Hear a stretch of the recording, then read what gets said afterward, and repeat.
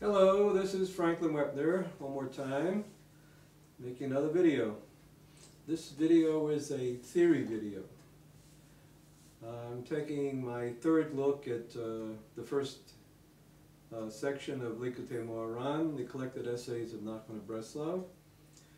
When I say third, I've been looking at this stuff for many years.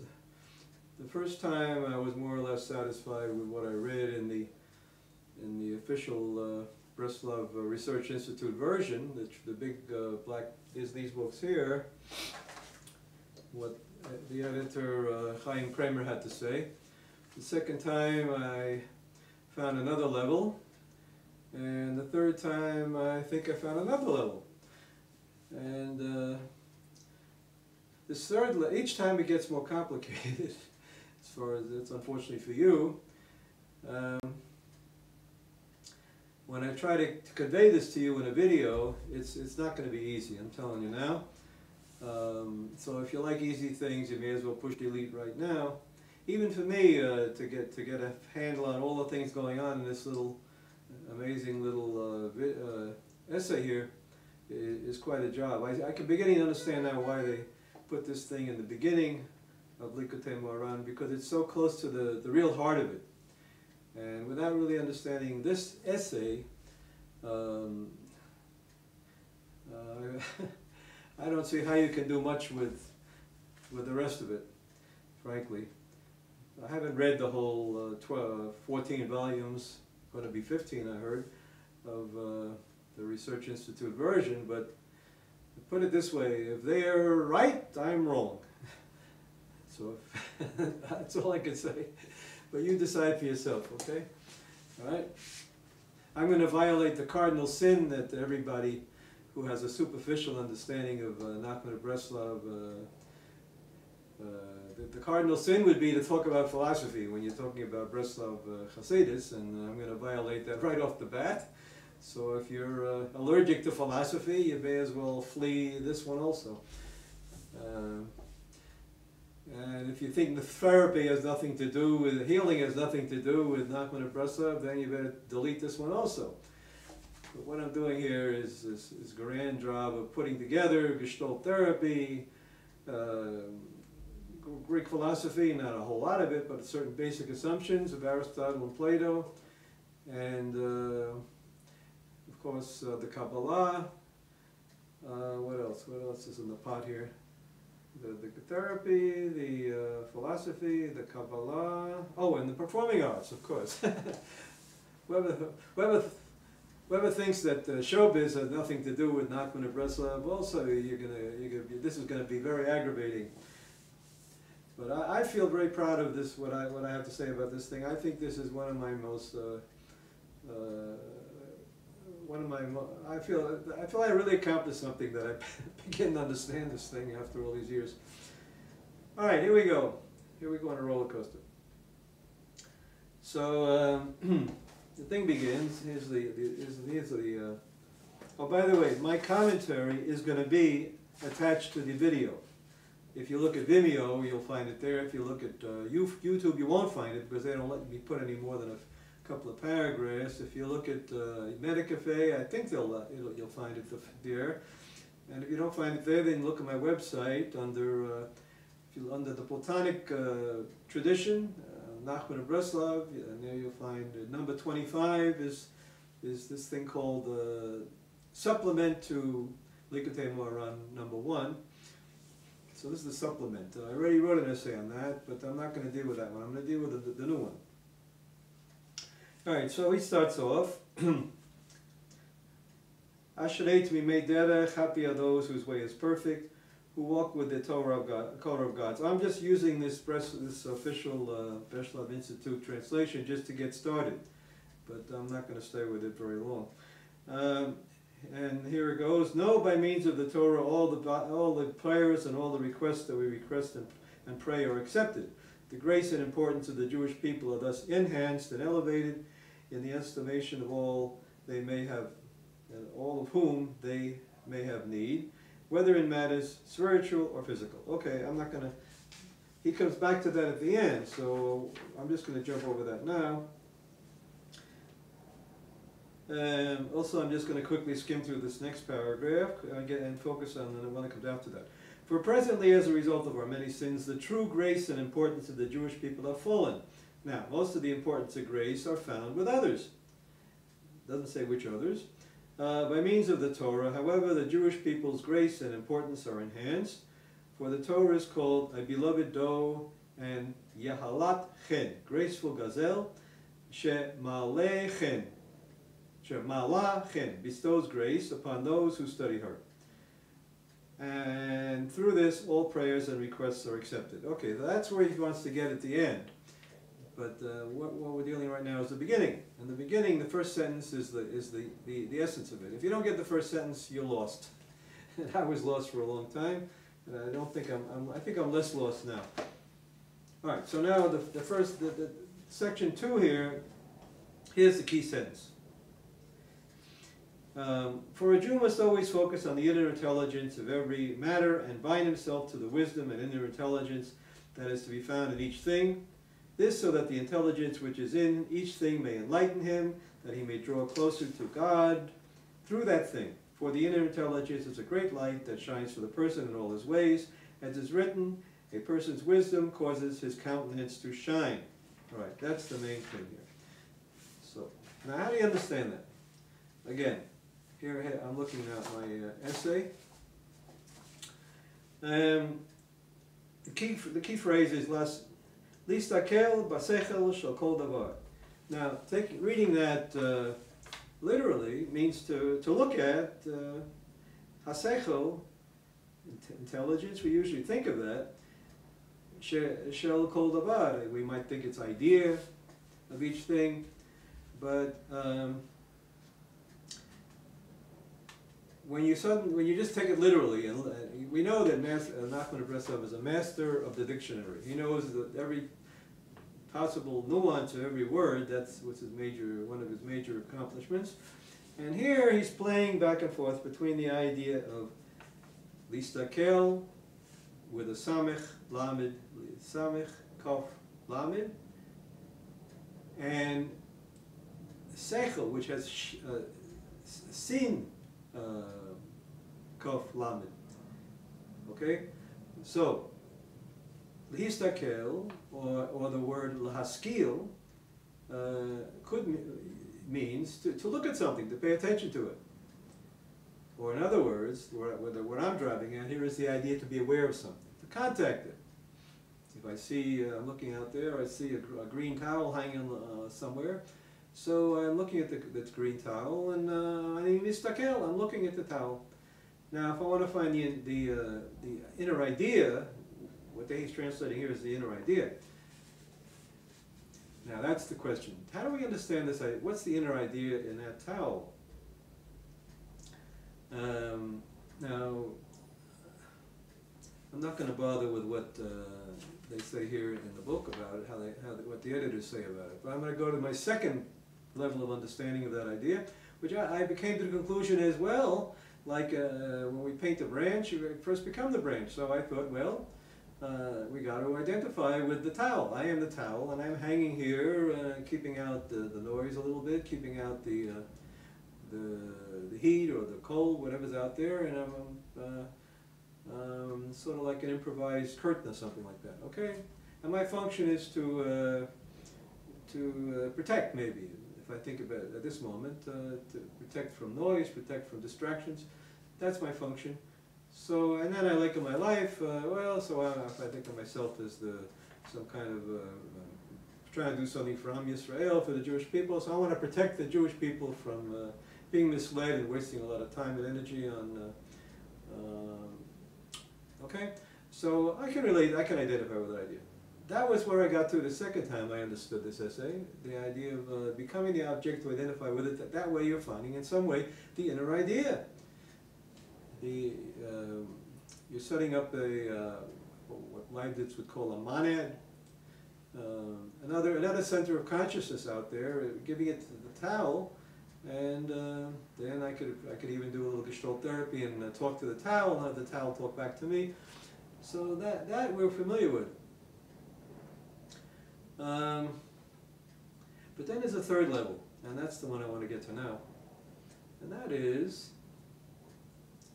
the moment I see that green, I don't have my glasses on so it's a little fuzzy, that fuzzy greenish, brownish thing out there, right away, that's what we call a gestalt in Gestalt therapy. I'm doing inductive logic, and there's the key word. Inductive logic instead of deductive logic. If we think of the world of objects that we live in with towels and sheets and showers and soap and everything, then the towel in that context has the function of keeping us dry, or you could even use it as a curtain. Okay, then it has a function of being a curtain.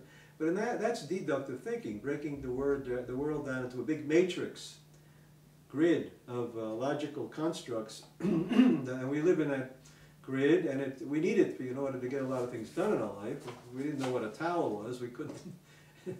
We kind of be like, well, I guess a retarded person that doesn't know what a towel is, but until somebody puts it in his hand and wipes his face with it, maybe then he'll figure out what it's for. But we have words to understand things, so that's deductive thinking. And of course, if you saw the movie The Matrix, then you know deductive thinking can be appropriated by a master deducer, a master politician, or a tyrant, or like R.D. Lang said, who has the power to define reality? So some person can grab control of the media, and a lot of people do grab control of the media, and control how we think by controlling the matrix. All right? That's deductive thinking. Inductive thinking, if you read any of my essays, you know what I'm talking about here, is the opposite of that, where we simply see the object for what it is, without the matrix. I see something green out there with maybe brownish stripes, that's hanging there. Shouldn't even say hanging, I see it's there. And it's right there on the wall, in front of the window with staples. Well, I don't see the staples, so I can't even say there's staples there. But I just see something green in front of it's about this big, and it's about that size. It looks like to me like that. And that is my here and now awareness of that object. The gestalt. Later on, in the third essay, he talks about two birds. One bird coming out this way, another bird going that way. Now here we're getting heavy, or we're getting right into Aristotle. That when we see something, Aristotle's theory of psychology, which he didn't get it from, if he didn't get it from Aristotle, we can assume Nachman got it from somewhere. Okay, he obviously knew about things like this because he wrote about the two birds.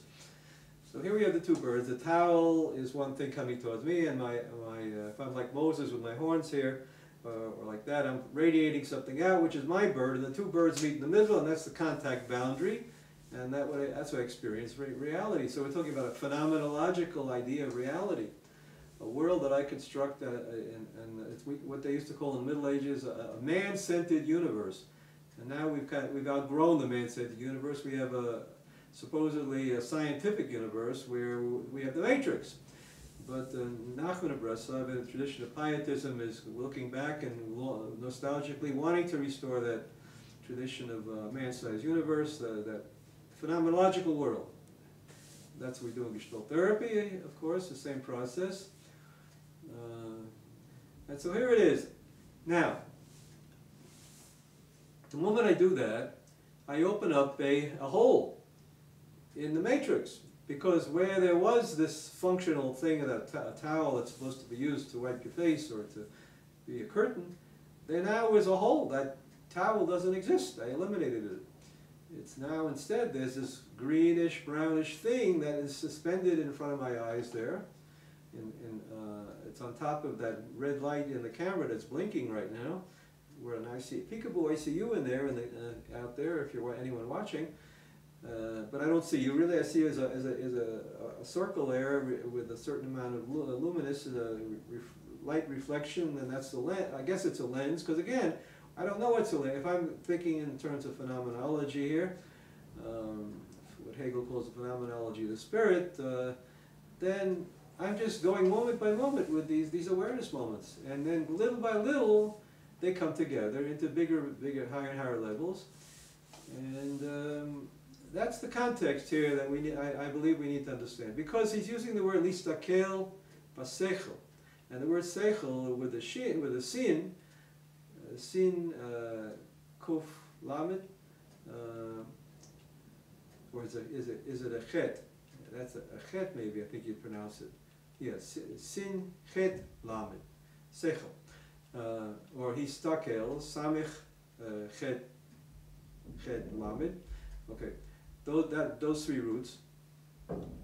So we're talking about phenomenology here. All right, that's the basic viewpoint. All right, and on that basis, which nothing of that is mentioned at all in this book here. Not a word about that. We build a whole different interpretation of this essay. Okay, so now I'm gonna use my notes because I like what I wrote, and even if it's a little pedantic, and I'm also, as far as the time goes, I'm not worrying about the clock. If this process takes 1 hour or 2 hours or even 3 hours, I don't think it'll take 3 hours, but as long as it takes to feel like I covered the territory, since it's very important territory, I'm going to do it. So if you get bored, go watch TV or something, whatever appeals to you. All right, so Histakel basechel shakol davar. So we're talking about contacting something rather than knowing. He could have said listakel barayon, musag, the idea that's in each thing. But no, he said dasechel, a word which is ambivalent and could refer to what catches your attention, what you're aware of, or the intelligence. So he's basically saying here the intelligence of something is the gestalt. Now the next thing we're going to talk about. I wrote it down here. It's very important. Now going back to Aristotle's theory of perception, and which we find in Gestalt therapy, what we contact in a situation or in a particular object is what they call in Gestalt therapy the assimilable novelty. The assimilable novelty. To assimilate means to incorporate, to take it in. In Gestalt therapy, we talk about creative aggression, using one's teeth to assimilate, to chew up reality. And so that tile, for example, that thing over there, the fact that it's green and a certain brownish stripes there hanging down, or at least in this direction, I won't say hanging because already hanging is an abstract idea. That's about as much as I want to assimilate of that object right now. I mean, I could go up to it much closer and start being aware of a lot of things. I could pick it up and see how it feels. I could maybe get to a certain point where I'm overloaded with information about that tile and I get tired of it. But as much as I want to assimilate, to take in about that thing that's hanging over there, is what I just said. So that's what we call the assimilable novelty. In Gestalt therapy, we want to make a big thing about being aware of dibuks, authority figures that we want to swallow whole in childhood, especially authoritarian parents. That tell us what to think, how to breathe, how to do this, how to do that. That's an intro, jectari, to throw in. That person would like to impose their world, or in a country, a person like Adolf Hitler would like to impose his ideas, or in any society there are people that would like to impose their will on the rest of us, and give us more than we can assimilate. And a person that's vulnerable to that kind of stuff in childhood just swallows it whole, swallows that parent whole, and then later on, if he grows up a little bit, he'll vomit that parent out and then go look for another. So you might find a rock star to swallow whole instead of his father, but he still hasn't grown up at all.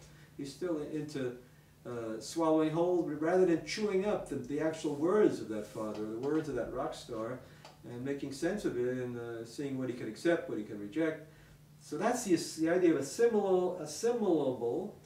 how much novelty, the newness that we can take into our world here, our world, as Van Uxkel would call it, the world of a fly, the world of a person, the world how the grasshopper sees the world, how a fish sees the world. That's the Umwelt. That's the same idea. Okay, so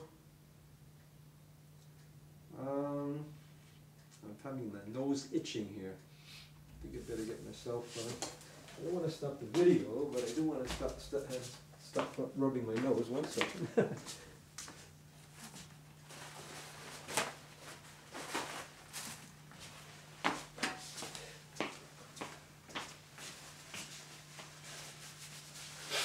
Oh boy.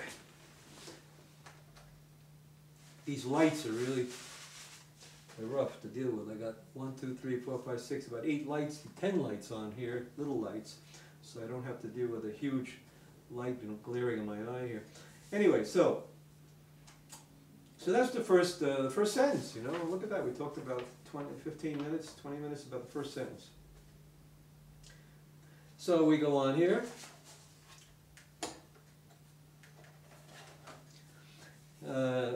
Again, I'll repeat it. So, for a Jew must always focus on the inner intelligence of every matter and bind himself to the wisdom. Okay, ki ish ha-Yisraeli tzarich. Now, there's another key idea. When Israel, and he's talking about the land of Israel, basically he's talking about the land of induction, the world of the inductive kind of thinking that needs to be balanced with deductive thinking. Going back to, here I'm on another tangent, but all this, see, this is why it's so hard to deal with this little chapter here, because it's so much in it. Ish Yisraeli. Okay, now the land of Israel is one of Nachman's favorite metaphors for the world of phenomenology, and the world of deduction is the Egypt, in some cases anyway. So, and Israel versus Egypt here is the opposition. So he's not saying Jews need to do this, and Christians and Muslims and Buddhists and nobody else should. No, he's not that dumb. Although a lot of people interpret him are that dumb that they think this is chauvinism. This is Jewish chauvinism. No, he's simply making a distinction between. Of course, he's playing on the Peshat and the Sod at the same time, the simple and the complicated meaning. But if we go back to Nachman. LIKUTEI MOHARAN, the guide for the perplexed, Maimonides' theory of prophecy. The person needs to be balanced on the side of deduction and induction to be a prophet, to be a sane, healthy person. Very simple. The Shefa, the divine inspiration, comes down on says Maimonides on the left side. So that would be my left side here, but it'll be this side for you, I guess, in the camera. And the rational person needs to use his reason the best he can to solve problems, and then after that, to trust on his emotions, the intuitive side, the other side, the inductive side, the gestalts, the awareness side, intuition.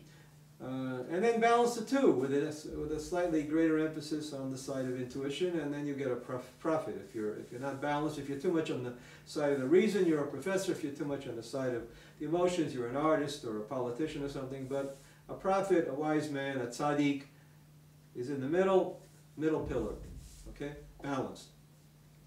So that's the idea of Yisraeli, is the side, and here he's talking about when a person is in the mode of induction, being an Israelite rather than an Egyptian, then he needs to pay attention to the awareness rather than the functional use of deductive logic, the matrix use of objects, okay?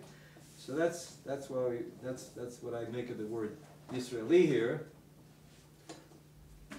Okay, and the word davar also is important. Shall kol davar. Now the word davar can mean thing, but it also can mean word. Word of God. Look at the sechel shall kol davar. Look at the awareness experience of every moment of God's presence. You know, you can interpret it that way. This is the sod. It's not obvious, but it's there if you like to understand in depth. And if you do understand it in depth, you'll see now, I hope, that the whole thing comes together on a very high level. Okay, so next we go to that the intelligence which is in each thing may enlighten him, so that he may draw closer to God through that thing. לקשר עצמו אל החוכמה והשכל שיש בכל דבר. So that's the next thing here. Connect himself with that wisdom. I already talked about that. To connect himself, so when the two birds come together here, the subject and the object of or me looking at that towel. So the bird from the towel and the bird from me, this is Adam here, Chokhmah, this is Adam and that's Eve, or this is Chokh in the Kabbalah, this is Chokhmah, that's Bina, and the meeting place between the two of them is the place where we have love. The two birds come together and have a big orgasm, like Adam and Eve, Adam knowing Eve, and that is a pure contact experience, an awareness experience, if we don't have self-interruptions that interrupt the awareness. And the Gestalt therapy is all about helping people to peel away the self-interruptions. And he's saying the same thing when he talks about Malchut to Klipa. He's talking about the kingdom of evil and the kingdom of good. In this essay, the kingdom of evil is the kingdom that interferes with the knowing the contacting objects, being in touch with reality. That's the kingdom of evil, and the kingdom of good, Malchut, the Kedusha, kingdom of holiness is the kingdom that allows us to, that we build up when we start doing aware of this and aware of that, and the inductive moments come together. All right. So that's the idea. The kasher to connect himself to the idea that's in each thing. So when I connect myself to that towel by awareness, it's like I'm having a big orgasm with the towel. Hope they don't censor this thing. Not that I can't even imagine an orgasm with a towel, but basically that's the religious terminology. Like Adam knows Eve, and now Franklin knows the towel, and see what the censors make of that. All right, the moral entrepreneurs are going to make of that. In order that the contact experience, the illumination, the light, will light a person up. And will bring me closer to God. So through this, my contacting with the towel, it's going to get more and more ridiculous. I didn't plan to use the towel, I just saw it there. But let's just see where this goes. So how is it getting to know the towel, getting to know you, towel, getting to know all about you? How is that going to get me closer to God? Well, the idea is that every moment of awareness is another potential center of consciousness. You know, like this is from Aristotle also, I believe, the idea that reality, what is reality? A sphere of which every point could be the center. So that towel could be the center of my world here if I simply identify with the towel and talk. I am this towel, and then I could just go on and give an hour lecture being the towel and my experience being a towel. So every moment of awareness has a potential to be a contact experience, a center of consciousness. I can identify with it. In dream work, that's what we do in Gestalt dream work. You pick every little detail and you identify it, play act it, and set up dialogues between them. That's called the objective history that you work on with a dream. Playing one object after the other and setting up dialogues. So each of these points of view, each of these objects that I'm aware of, I'm not going to do it about every single thing. You know, I'm aware right now of maybe 50 million different moments of possible moments awareness out there. I see blueness here, I see whiteness there on the wall, I see brownness on little circles of darker brownness on the ceiling. Every one of those things potentially could be another world, and I guess there are some lunatics, some schizophrenics that probably go overboard with that kind of stuff, get stuck in it. But I hope I don't get stuck in it today, right now. And so each of these is another name of God. You know, when you do Gestalt therapy, you start off aware of this and aware of this, and later on you're dealing with your mother and your father and these very important relationships. Every one of those moments of the 3 hours of working on a dream, if you do that way, is another point of view about the big idea that's going to come if the existential message of the dream that you're going to get to at the end of the 3 hours. So in other words, each one is another name of God, another point of view about getting to know ultimate reality. And we need a person collects these things. That's Plato calls it Platonic collection, by the way. Collects these things into first medium-sized gestalts, medium-sized patterns, bigger gestalts. And if you talk theologically, we start off with angels. Each awareness is an angel, and then we put them together into archangels. In Hebrew, we have the malach, the angel. We have the keruvim, karov. From the word karov, it means to be near. So the higher order angels, the archangels, the cherubim, the ones that are right near, sitting near the Torah, you know, and guarding the Torah, those are the ones that are closest to God. They are the most encompassing ones.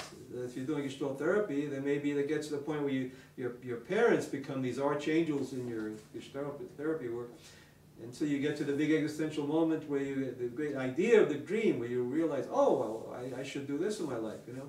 That big idea which encompasses, illuminates everything. So this is the idea here. So that particular awareness moment will illuminate and bring me closer to God, in the sense I just said, because every moment is important. In fact, if you look at the word, this is another one of my essays, the word glory, kavod, where it comes from kavod. What is kavod? The root of kavod is, you people use the word as heaviness. Kaved, something's kaved, heavy. But if you look at the root, kavod can mean tangibility. So again, each of these moments of awareness is a moment of tangibility, a moment of contact. So the glory of God is the total kavod, in a sense, heaviness, tangibility, substantiality. Maybe Spinoza would use that word. And all these moments come together. So the more moments I identify with and I'm aware of in my experience, I get to a moment of enlightenment, or a big aha thing at the end of a Gestalt session, something like that. So they call that the glory of God. Kavod, Hashem, they translate it glory. But really it's tangibility. And what it is simply, if you know anything about calculus, I made this point in one of my essays, or 10 of my essays, I don't know. The glory equals the integration of the different awareness moments over the surface area, DIDC, differential of the idea times the differential of the contact boundary of the area, and that you add them all up, you get the total glory of God that you are capable of assimilating. How much glory of God can you assimilate at a particular moment in your life? And that's how much awareness you're assimilating. How much of the seichel. So that's what I believe that this is what he means by so each moment of awareness or contact or idea of each thing, or the monad of each thing, it further illuminates me, brings me closer to God. Okay, by that object. Al yedei oto davar. Now again, davar could be the thing, it also could be the word. Every one of these moments is another word of God, and the great sentence or the great paragraph or the great endless book that God is writing. Some people would say God is the author, you know. By the way, a lot of this you find in George Hamann, predecessor of Nachman of Breslau by about 50 years, that lived in northern Germany. It was I think he was a colleague, a friend of Kant. I'm not sure what the relationship was, but and Kant also was writing about this stuff. Kant would call this world of phenomenological experience aesthetic judgment, or the sublime, versus critical judgment. All right, so this is nothing new. the last thing is new, but the last thing is that to say about this is there's something new. This is endless, going back Francis Bacon, 14th century, to say also the idea of inductive logic as scientific thinking. I'm sure it's right there in Plato and Aristotle. It's ageless. Okay, Buddhism, same. It's all over the place. All right, so next, so we talked about Chochmat Adam. Okay, Chochmat Adam Ta'ir Panav. A person's wisdom causes his countenance to shine. All right, Chochmat Adam Ta'ir Panav.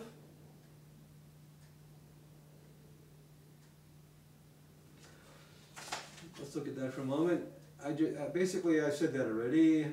Chochmat Adam, the wisdom or the idea of a person will illuminate his panav. Panav, what is panav? Faces, countenance, contact boundary. So the ideas that I have, that the bird that flies from me towards any object here I'm looking at, or any in my body awareness, anything in my body awareness, or anything in my imagination, any of those areas of reality that I contact, the idea I project out there illuminates, when I contact that object, it lights it up, it frees it from the matrix, and it becomes a center of consciousness, a source of light, a vehicle for the light, for the or makif, the encompassing light, that is capable of overloading or the level of the matrix and freeing us from the matrix. Now, I wrote here in my notes, this sounds very complicated, but really, performers, actors, good actors know about this stuff. They learn it in acting school if the school's any good. They should learn it there anyway. I learned it from the Maverick Minds Theater Company, and I've written lots of stuff about it, and I'm so grateful that I learned it from them. We talk about the performer on top of his material, and I even made a video about it in English and in Hebrew. I was relating it to Ashlog, but it just as well fits in right here. If I'm a performer, let's say I have a form that I need to perform in a play, and I'm supposed to be the archer in the play, okay? I have a role, and I'm supposed to be the archer. And let's say I'm not just a stand-up wooden Indian. I have a major role, and this archery thing is a big moment of emotional involvement, so I want to really act it properly. So, or maybe I'm a dancer, and I want to really do something with it as form. If I play the rigid idea of a simple idea of a bow and arrow, that I'm using the deductive idea. But if I allow myself to rise above that, you know, to ascend on the right side of the tree of life,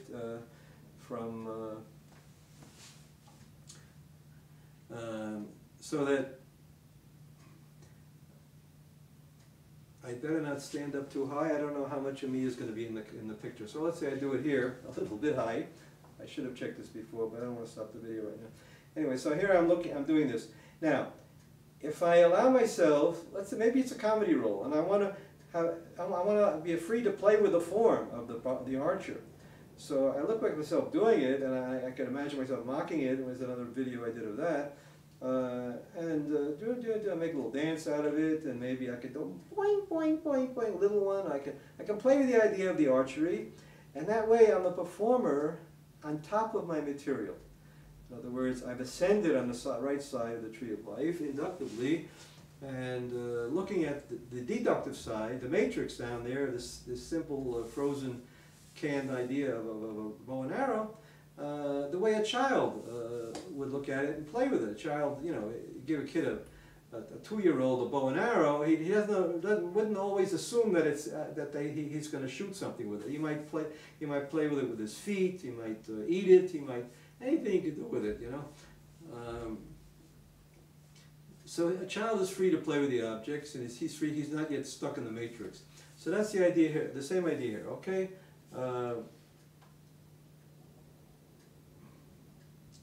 Chochma Adam Ta'ir Panav. Going back to the idea. So the ideas that I, as performer, when I'm on top of my material, free of inductively to play with that object, with the idea of all the ideas that are involved in working with that object, the seichel shel kol davar, I illuminate it.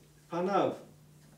I'm bringing my here and now divine energy that's flowing down for me as God is every moment renewing the world, into that, my relationship to that object, and redeeming that dead form, that bow and arrow idea. So here we are, that's the idea. The Chokhmat Adam, a man has his power with his imagination to turn his life into a magical, wonderful place,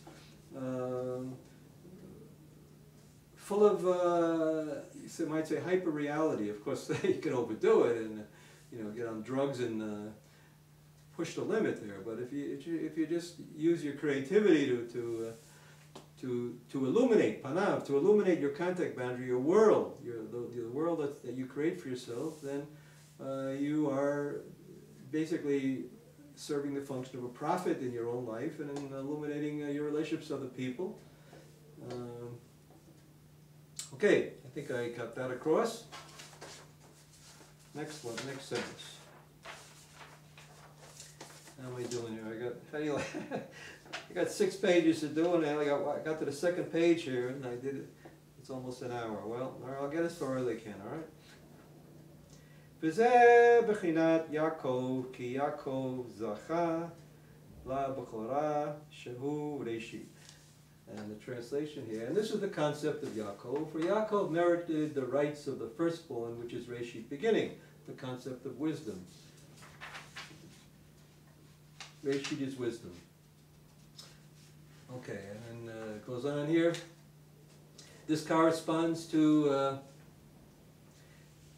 and Yakveni, he obstructed me. They're translating that as obstructed me, and I'm going to return to that in a minute and tear that to pieces. Obstructed me these 2 times, which unclose renders he outwitted me. Okay, so here we have the idea of Yaakov. Now, the last sentence was,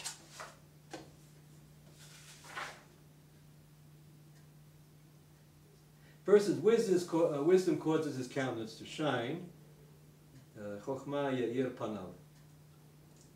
And he's saying that is the same thing as saying, this is Yaakov. Now, what does that make sense to say this is Yaakov? He's going to make 20 different connections here, associations, but even without that, we could already, if we know a little bit about philosophy, see exactly what he's talking about before he even gets into all the whole network of associations he's going to build up. Because Yaakov, he says, Breshit, firstborn. If we know a little bit about philosophy, that is, which is, Nachman knew about it, but people that study Nachman don't know about it, at least judging from what I read here. What is Breshit?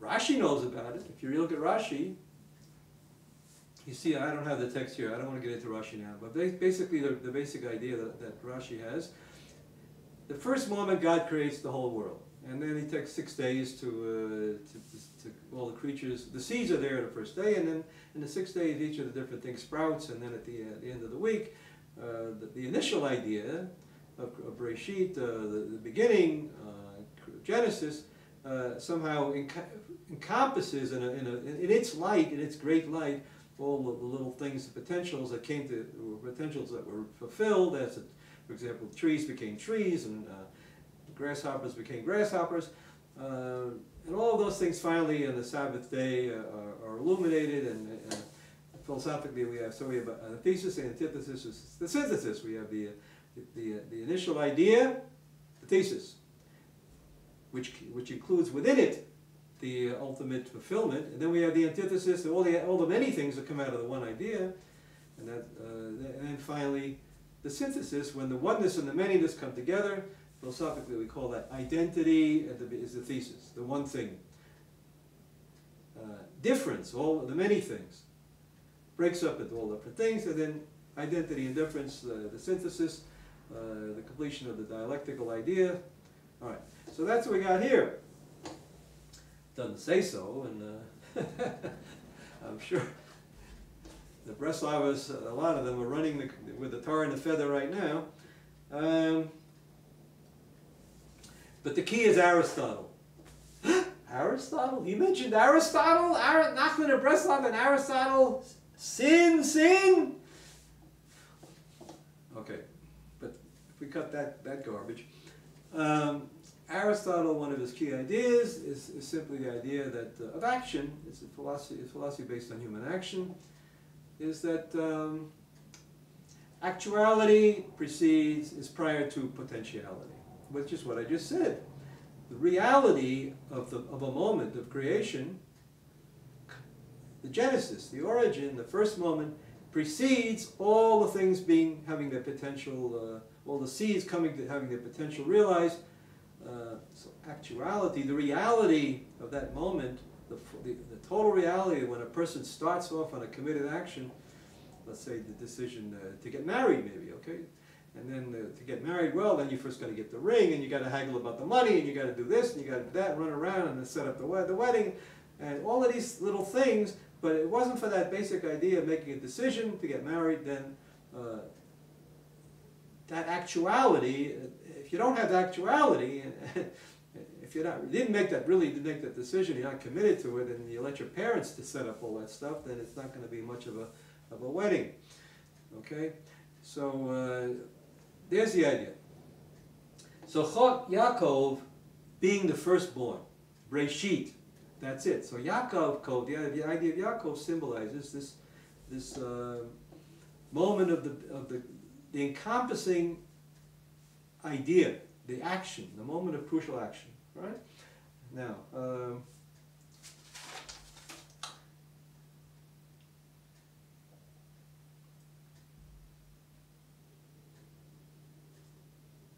okay, v'zeh b'chinat Yaakov. This is the aspect of Yaakov. Ki Yaakov zacha labechora, to the first bechora. He merited the birthright, being the beginning, the Genesis, which is the Genesis, Shehu Reishi, beginning, origin.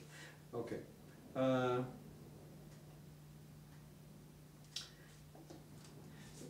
So tying it in with the Yair Panav, Chochmat, so the big idea, the action, that's prior to all the subdivisions, the big idea, is going to illuminate the whole thing. So the important thing is that the big idea should be a big idea, that it should not be interrupted with all kinds of neurotic games. That we need to, whatever we do in our life, if it's based on integrating, collecting as much reality with awareness of what's in the body, awareness in my fantasy, awareness in the environment, being in touch with the people I know, being totally involved in the situation. You know, the Buddhists say the situation is guru, is the same idea, yeah? Hamakom, this moment, this place here, is the reality.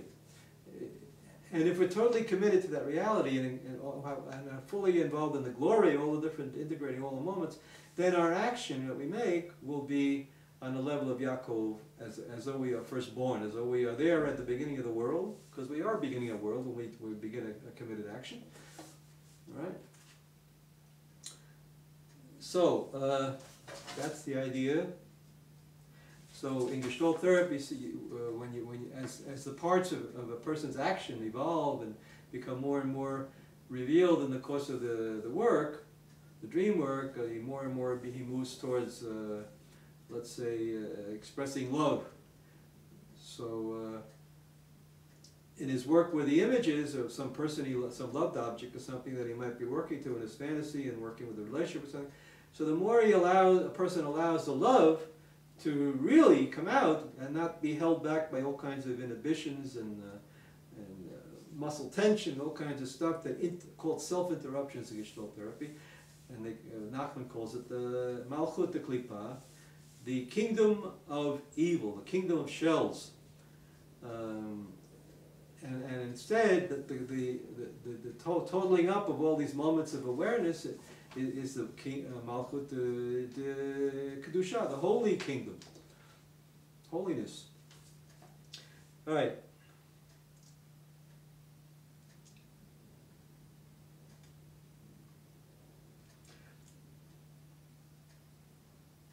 So that we lead up to the idea of Gestalt therapy. They say, as the action is evolving, emerging, to go with it, say it with your whole body.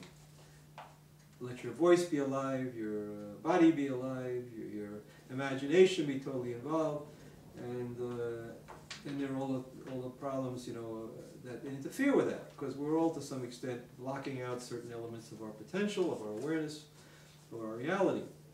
So we're talking about Yaakov here as the example of a perfectly balanced prophet, with the side of induction, the side of deduction, what they call active passivity. The act, depending on how you want to use the words, the action, the side of action could be the side of the deduction, and the passivity could be the side of induction. Or you could look at it the other way around, say the other one is the action, the other one's the passivity. But the balance, the middle way between active passivity, you see it, especially you see that sort of thing, and they emphasize it much more in Eastern religion than we do in Judaism. But that's the illusion here, to Yaakov as the middle pillar of the tree of life, totally committed to the action, all right?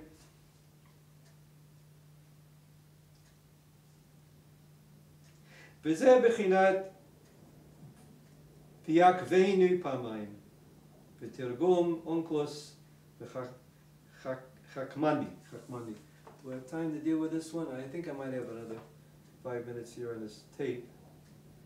So I'll try to get this one out, because it's related. Now, you could just, the literal translation here is, this corresponds to V'yakveni. He obstructed me these 2 times. You know, how Yaakov obstructed Laban 2 times, outwitted me. All right, so that makes it, but that's the 3rd grade stuff. Any 3rd grade person can understand that. Let's go for a bigger fish here. The word chakmani could also mean, how would we say it?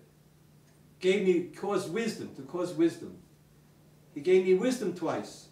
So the idea of Yaakov gives wisdom twice. Now this is going to be heavy. You might not get this one, but let's try it. I'm assuming you know something about the Kabbalah, you know something about the dialectical philosophy here. Here we're going for big fish. You go around the tree of life, you go down, first of all, on the left side, on your left side this way. So that's where we get deduction. God starts off with an idea, he's going to make a world, so he splits it up into a million different things, until we get to the Malchut on the bottom, where you have a million things and everything's in collision, and so we have, that's alchemical water going to alchemical earth, where everything's a big clog. And then alchemical ether, opens up a space. That's a Tzimtzum process. Okay, and then into the space comes the new idea, a piece of, that's alchemical fire, the new idea which burns up the 2 sides of the conflict, the impasses, and leads on to another cycle of dialectic and the spiral. Now that was heavy. I'm sure half you got lost with that. Let's run that again. But the point I'm making here is that a person that's living like Yaakov, taking like Yaakov as a paradigm, as an example of what we call the Messiah, the Merkavah, the total actualized person. The Christians would call him Jesus, the Buddhists would call him Buddha, whatever it is. Here it's Yaakov in that function of being the perfect person. So when that dialectic, that whole dialectical structure of the tree of life is working properly, then there are 2 moments where we're getting wisdom. The first light that we get is when God creates that one idea, breaks up into the whole world of different creatures. So if I look out here and I see a million different awareness moments of different things, colors, pots and pans, all kinds of stuff, like guitar over there, all those are moments. That I suddenly illuminated, or God illuminated through me as a vessel, this whole room here. That's, we call Tzimtzum number 1. Contraction number 1. Because the total light of God that just came through me right now, like a wire, instead of blowing my mind and making me go bananas, I focused it into 20,000 different awareness objects here. So that's I narrowed, or God used me as a way to contract himself from infinite light to 20,000 little lights here that are moments of awareness. So that's the same time. Me, I all of a sudden got 20,000 little hits here, 20,000 bits of wisdom, of seichel. I see suddenly the 20,000 different, in each of these objects, there are 20,000 different ideas or lights or contact moments. So that's the first time that being Yaakov now, if I identify being Yaakov, this perfect person, then I suddenly, and Lavan is the side of the matrix, the dead form out there, if I just regarded everything as functional without being aware of it at all. So I just obliterated Lavan once. Or God gave me wisdom once by the first Tzimtzum process, where he contracted his light down to only 20,000 different awareness moments. Then the second one is when all these different objects come together into collisions. You know, I look around, oh my God, I got the electricity, I got to pay the electrical bill, and let's see, what if the camera doesn't work properly, and all these problems, all of a sudden then I'm overwhelmed, and if I somehow get enough confidence in myself to keep going with my action here, well, I'll make the video, you know, maybe it'll work, maybe I'll be rich and famous, whatever, then that, through that new idea, synthesis, I overcome all my conflicts and everything, and I find a way to go on with my life, a new action. I've gone through the whole dialectic, thesis, antithesis, synthesis. And so the second time God or Yaakov got illuminated, got wisdom from the same process. That's when when the new light encompasses all the opposites and gets to the synthesis. So there are two moments in this process of going around a circle, a tree of life, that are moments where God makes me wiser. When the first one, he teaches me about deduction, how to use scientific logic, and the second is when he teaches me about induction, to use intuitive logic and awareness, and to integrate the two of them, get the balance. Then God is chakmani pamayim.